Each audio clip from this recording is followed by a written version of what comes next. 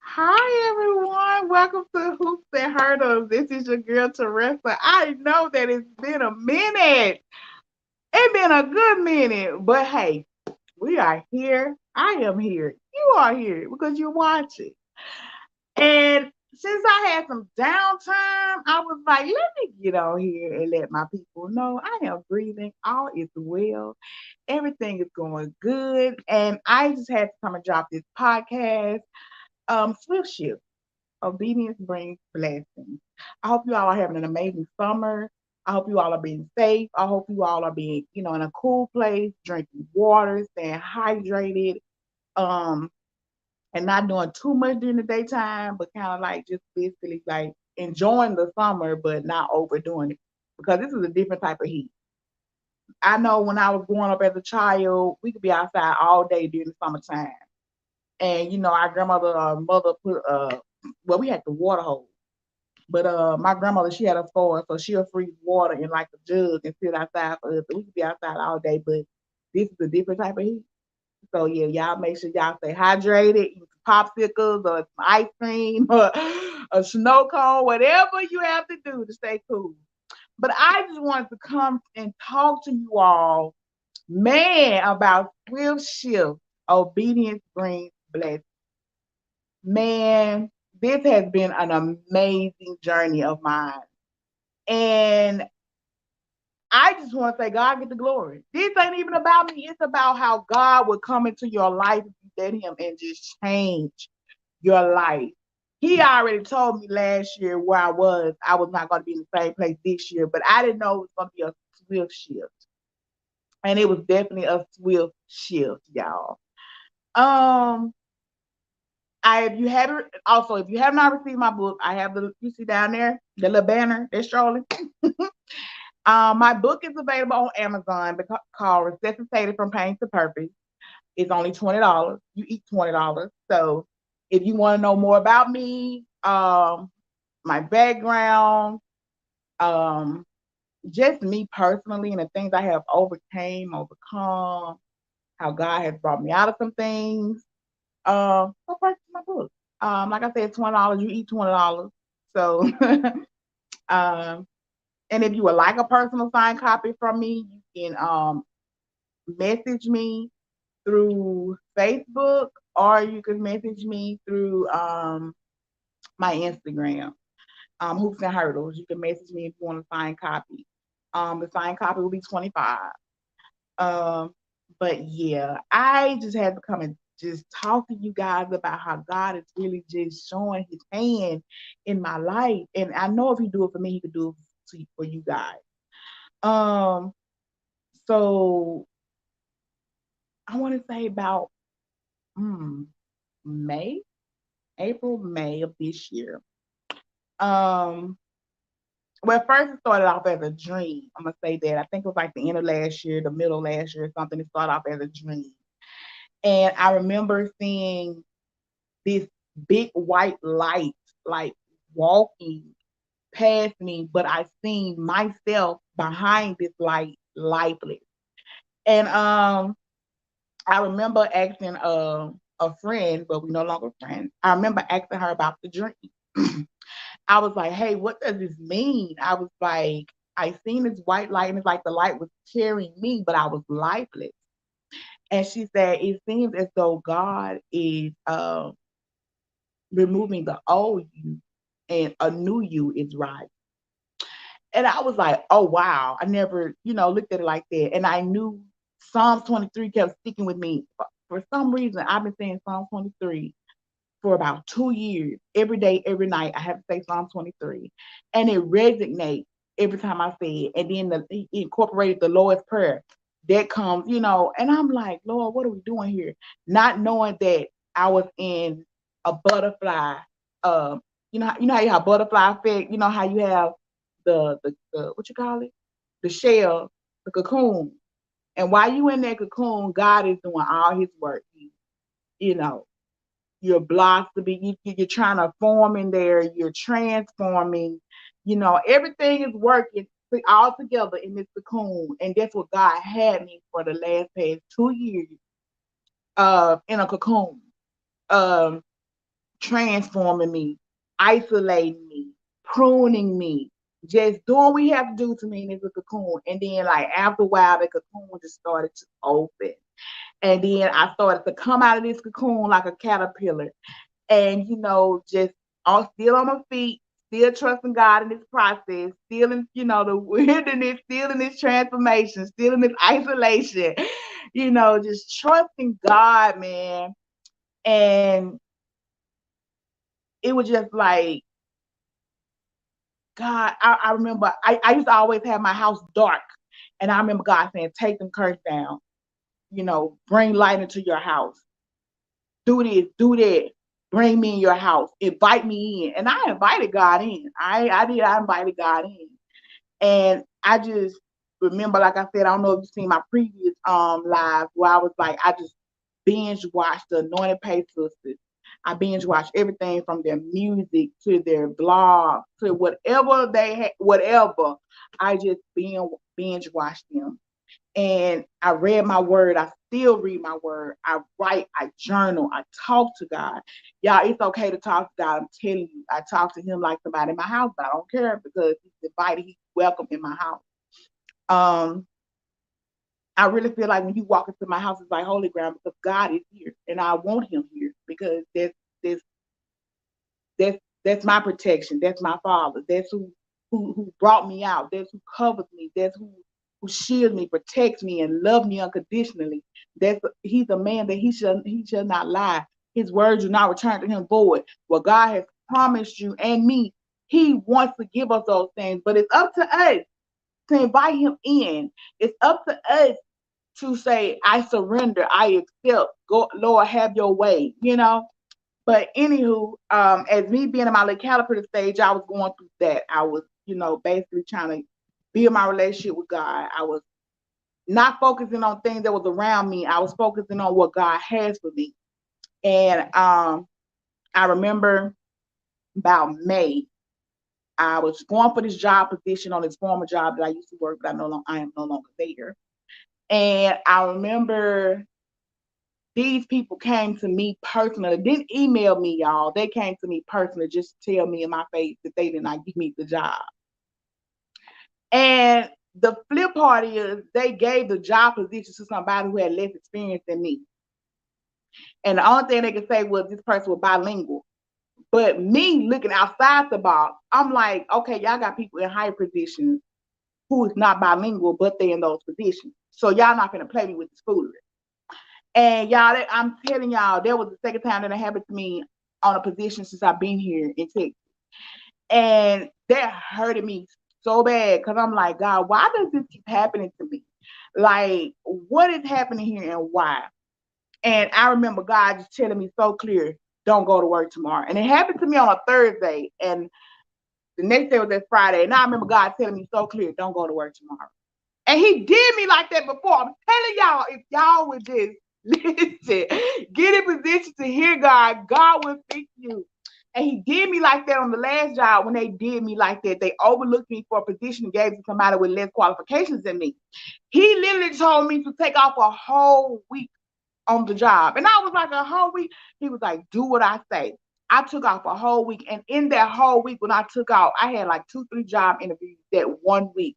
And one of the jobs ended up calling me and I got hired on the spot. So when I came back from being off that whole week, I was putting in my 2 week notice to leave that job. So he did it again. When they overlooked me for this position, he said, I need you to take off tomorrow. And I was like, okay. And I remember talking to my best friend, but she's my sister now, Ty A. Patterson. And I remember talking to her and I was just crying. And I was like, here we go again. We going, I'm going through this again. And I said, I'm not going to even go to work tomorrow. I said, I just really want to do self-care and I want to be in the presence of God. And I was going to get my hair cut because I've been wanting to get my hair cut for a long time, but I never made it to go get my hair cut. And I made the appointment like prior to, like way before I knew that I was not going to get accepted for this job position. And I remember telling Ty, I was like, I'm not going to work tomorrow. I was like, I'm just going to do some self care. I'm going to get my hair done. I just want to be in the presence of God. That's all I want to do tomorrow. And she was like, okay, sis, I understand. But in the midst of me going through what I was going through, I was still kind of pouring into her. In the midst of me going through what I was going through, I remember somebody, inboxing me saying, hey, call me. I need you. In the midst of me going through what I was going through, I remember sowing a seed into somebody, and they was like, hey, I'm going to pay you back. No, you're not going to pay me back because God is going to bless me in other ways. In the midst of me going through what I was going through, God had his hand in it the whole time. And like I tell people, God be orchestrating. He be orchestrating your life. Only thing you have to do is just trust him and take your hands off of it. But anyway, so that Friday came and I did what God instructed me to do. I took off. I got up. I went and spent the day with myself, self-care. And I ended up going to this hair salon called Hair So Funky. And I walked in there. The lady was so friendly. When you walk in, she speaks, she introduces you to everybody that's there or whatever. And, it kind of make you feel like you're home. And I remember reading one of her signs in her shop that said, you come in as strangers, but you leave as friends. And I was like, oh, okay.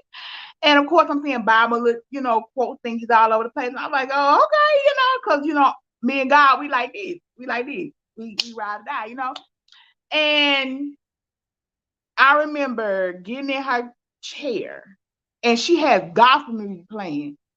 Y'all know I love me some gospel music and I love singing that.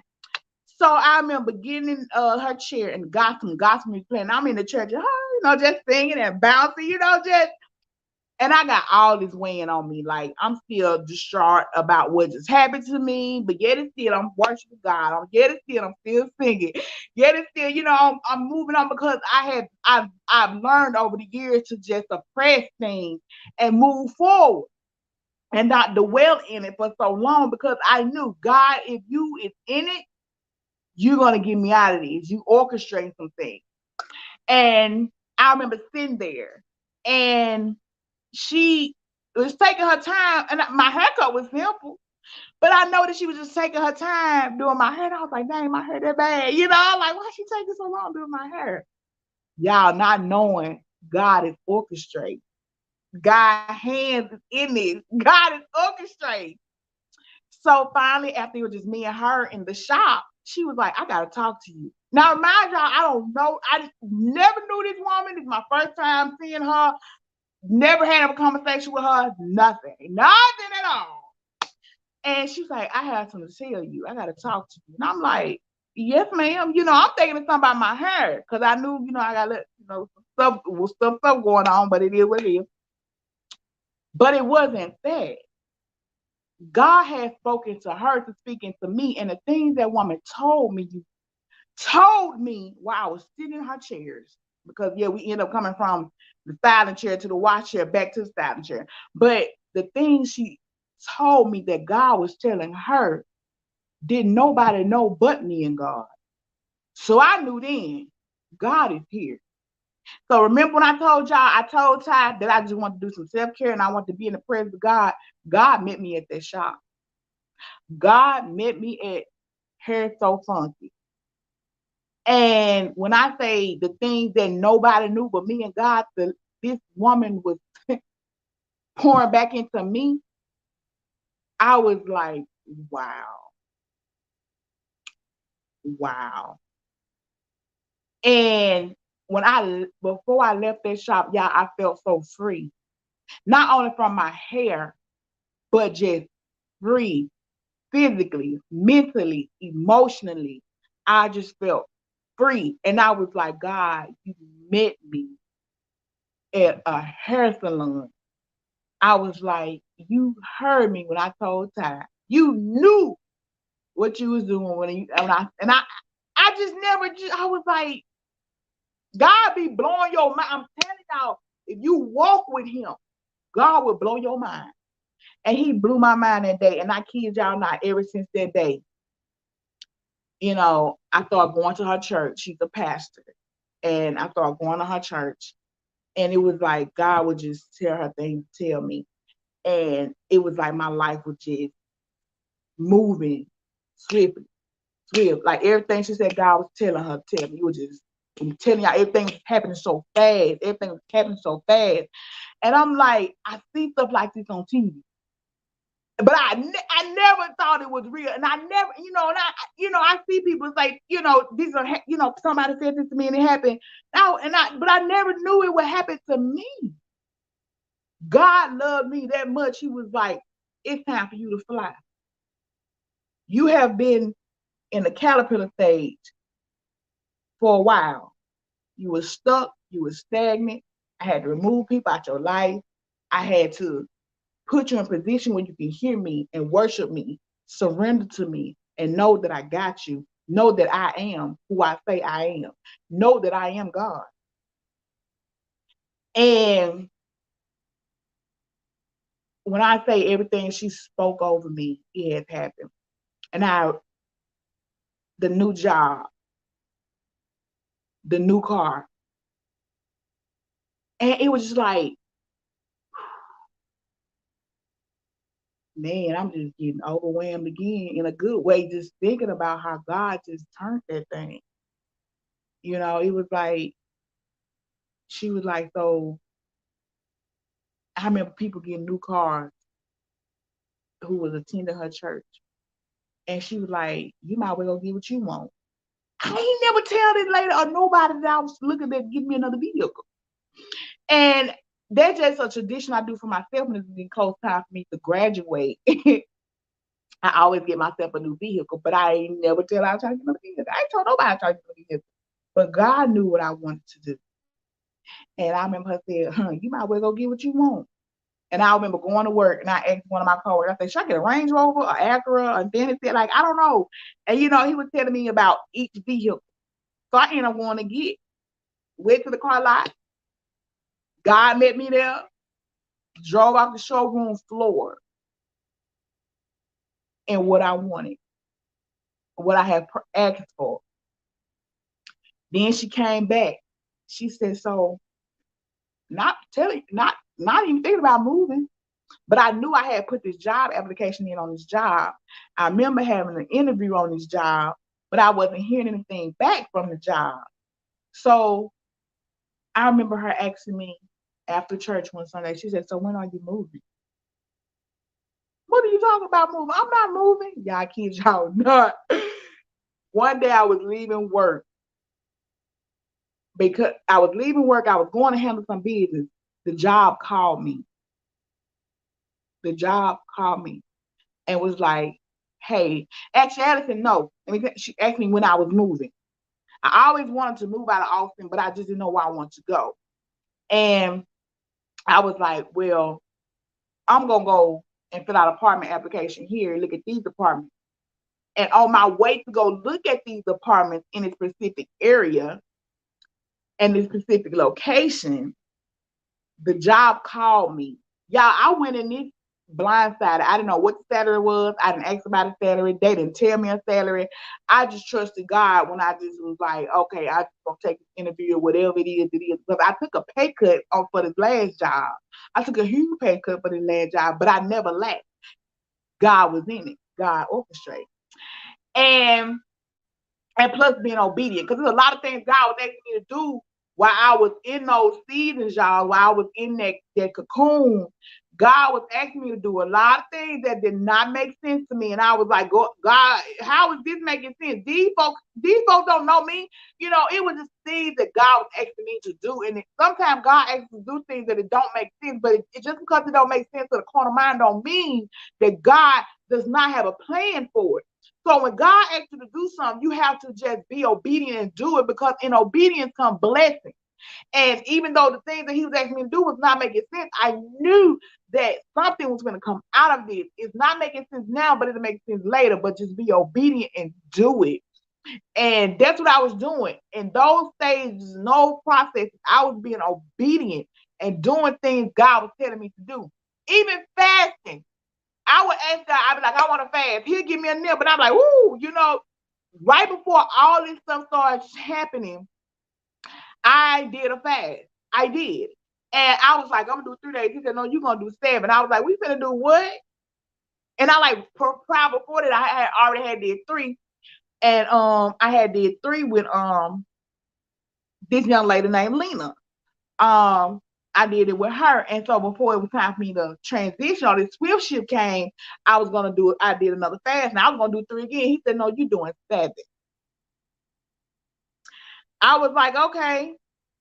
So I ended up doing 7. If you don't know what the number 7 means, go look it up.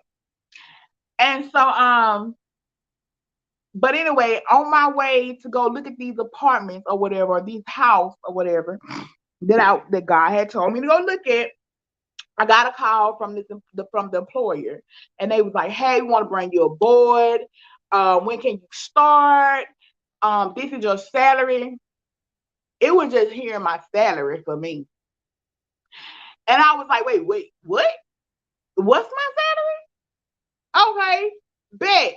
So as I'm sitting here making arrangements, like, go ahead, getting ready to transition, I'm heading to go look at this little, place or whatever that I had my eyes on. Get to the place, and the lady was like, I'm thinking, that's why they said don't never underestimate God. I'm thinking small. God was like, what we doing? We thinking big. So I was like, oh, okay. And I'm like, hey, I want this right here. She's like, well, why would you get this when it's only $4? This right here is $4 more than this. And I was like, you're right. But me, I'm thinking small. I'm thinking, ooh, budget, money. God was like, no, I am who I say I am. I got you. If I sent you here, go ahead and do that. So I went for bigger. I was like, yeah, so give me that. So she said, okay, they have to run your background. They have to do all this stuff. And I was like, man, I was like, God, if it's in your will, let your will be done. That woman called me the next day and said, you are approved. When can you move in?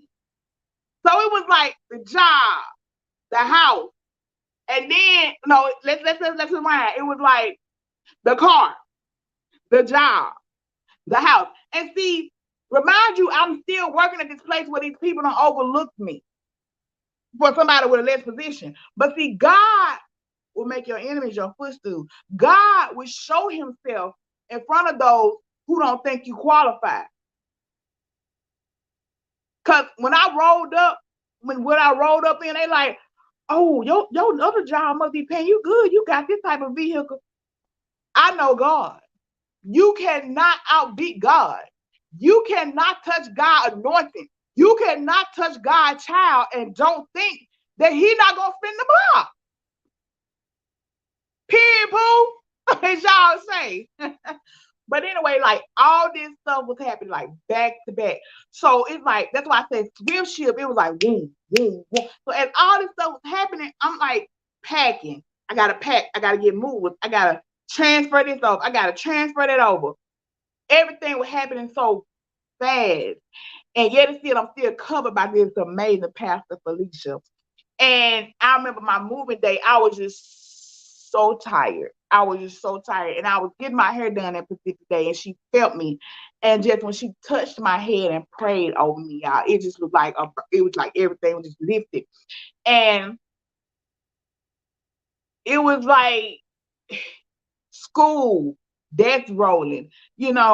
I'm in my final stage of my dissertation. When I can remember when I first started and I wanted to quit, I was like, I am not doing this.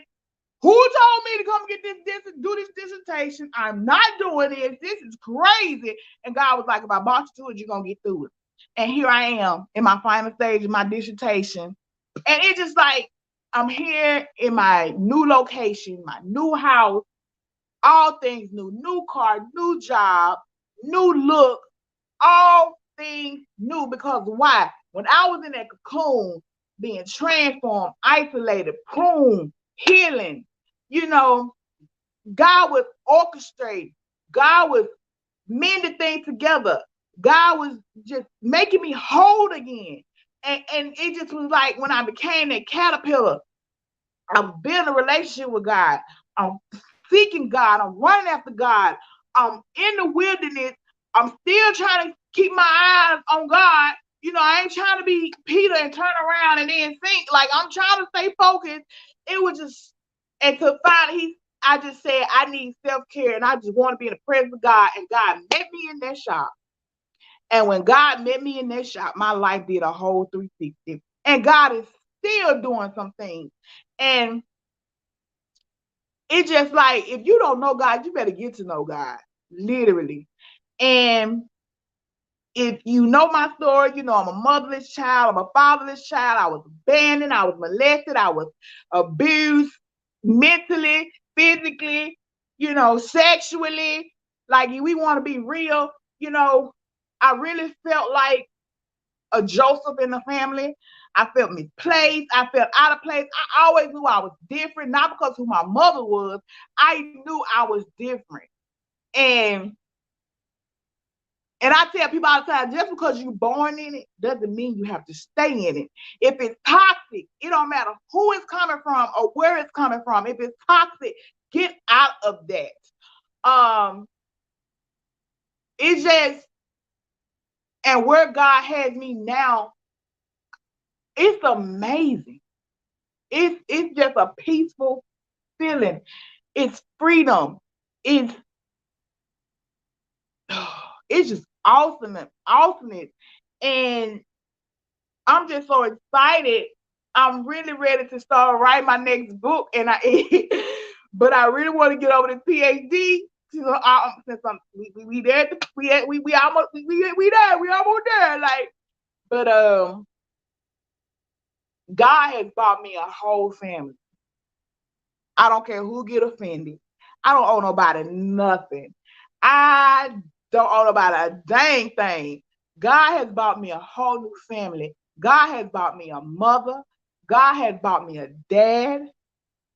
How that sound? That sound good, roll off my tongue. Dad. I have a dad. I have a father. I have a mother. I have a sister. I have a brother. I have nieces and nephews. I have a nana. I am a, PK kid. Like, what? These are amazing feelings. And it's crazy because these are things that I have prayed for. These are things that I have asked for. And I know my mother has worked in my favor because she didn't want to leave me she didn't want to leave me anyway. Because she knew what I was about to face. But God had to go ahead and say, Rosie, pass that baton. Pass the baton. Yeah, my necklace is doing the most. But he had to tell my mama to pass that baton to me. Because it's things that he got to do with me. And her race was it ended. It was done. She was done. So she had to pass me the baton. I'm not gonna pay this necklace. She had to pass me the baton. And I have to do what I have to do because honestly, I'm not gonna lie to y'all. What I have gone through and faced in life, my children would not go through that. It stops with me. It stops here. If I every hit, every lick, every betrayal, whatever I have gone through, it stops with me. My children, I see generational wealth, and they're gonna have generational wealth. I'm gonna be wealthy. You become what you speak. What they say, the power lies, life and death lies in the tongue. So what you speak over your life is what's gonna manifest. And then you have to be careful what you speak because the devil listens too. But I don't think I'm gonna say is swift shift. My life shifted from May. It was that time period, May, June. It was like boom, boom. Everything was happening so fast. I was like, oh my God. But prior to all that, I was being obedient. I was listening to God. I was building a relationship with God. I wanted that relationship with God. I wanted to be covered. I wanted that that protection, that unconditional love. I wanted to hear from God. I wanted God, period. I wanted God, period. Um, my mother, they instilled that. in me. Even after my mother died, I never forgot God. Even though I strayed, we all strayed, but I never forgot God. God had his hands on me the whole time, and he still got his hands on me. And it just you just don't know who you are when you connected to the wrong people, when you connected to the wrong group of people. You lose sight of who you really are. But when God put me in that cocoon, when God put me in isolation, I was like, Lord, have your way. Have your way. And when you let go and let God have his way, I'm telling you, you don't care what man say. Today when me and my colleague, she had this thing about, cause like on my phone, my screensaver had a picture of Jesus. And everybody had this thing of why he ain't black. He's supposed to be black. Let me tell y'all something that comes to me. I I don't care nothing about color when it comes to Jesus, because simple fact is Jesus could be blue, purple, pink. I know what the Bible said he looks like, but at the end of the day, I know he has done for me. He knows my heart, and I don't care about no image. Y'all could be stuck on images. I don't care nothing about no image. At the end of the day, I just want to do what he has called me here to do. And when it's all said and done, I want to hear, well done, my good and faithful servant, when it's all said and done. Because I promised my mother I was gonna see her again. And I'm gonna do just that. So I just wanna say, in your wilderness season, yeah, you're gonna question God, but trust him while you walking. Keep depending and leaning on him. Keep praying, keep fasting. Write down your vision. With ask God, ask him. It's in the Bible. Ask, you shall receive. Seek, and you shall find. And when I say God has really did his thing, God has really did his thing. Um, Even on my new job, people try to they oh, you got a big office, or you I didn't ask for this office. God put me here. Be like, oh, you need to be back here with us. I'm set apart for a reason. I'm different. I'm different. And I'm okay to say I'm different. I like being different because it's a good difference. I am not of the world. Um, but y'all get in position to hear God. Like, man, the next podcast I got coming, I move when God tells me to move. But my next podcast I got coming is called The Gift of Rejection. We're gonna go deep with that one. Because, sometimes you look back over your life and you didn't understand what was going on then, but then when God sit you down and put you in a place of rest and peace and freedom, you can hear and you can see things clearer. You be like, dang, I went through that, because it's for a testimony now, or for somebody else, or to help somebody else, or to be, it's your story, but it's God's glory. Don't tell me what God can't do. Your test, your testimony standing right here. Your witness standing right here. And God got more things coming my way, and I'm excited about every door, window, wherever the blessings coming from. I'm just happy to receive them. I'm not selfish. I've never been selfish. I love hard. But I just thank God for new beginnings. I thank God for the swift shift. I thank God for my obedience, because my obedience has showered me with a lot of blessings and more to come.